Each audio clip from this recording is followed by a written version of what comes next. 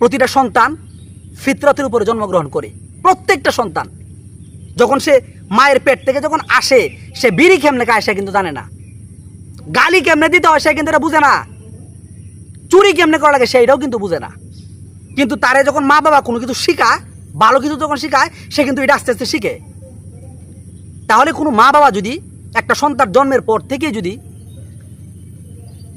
তার ভিতরে যদি কোরআন এবং হাদিসের জ্ঞান, মৌলিক যে জ্ঞানগুলো যেগুলো না জানলেই না হয়, এগুলো যদি তার ভিতরে ঢুকিয়ে দিতে পারে, তো বড় হয়ে সে যদি তার দ্বারা যদি কোনো অপরাধ অপকর্মও যদি হয়, কিন্তু সে কখনো কোনোদিন 5 বছরের একটা শিশুকে দর্শন করে মাইরে ফালায় দিতে পারে না। আর ওই মানুষের দ্বারা কিন্তু কখনো কোনোদিন এই চাঁদার জন্য সাপকে যেরকম পিটায় মারে, এরকম পিটায় সে কখনো মারবে না। তাহলে এই সমাজের মধ্যে যতগুলো গার্জিয়ান আছে, যতগুলো মা বাবা আছে, প্রত্যেকের কাছে অনুরোধ, আপনার সন্তান যদি বড় হয়ে গিয়ে থাকে সেটা ভালো কথা, এখনও তাকে বুঝান। আর যদি সে ছোট থাকে তাহলে এখন থেকেই তাকে অল্প অল্প অল্প অল্প করে কোরআন এবং হাদিসের জ্ঞান তার ভিতরে ঢুকিয়ে দেন, যেন সে বড় হয়ে বড় ধরনের কোনো পাপ কাজে সে যেন জড়িয়ে যেতে না পারে। এটা 100% নিশ্চিত।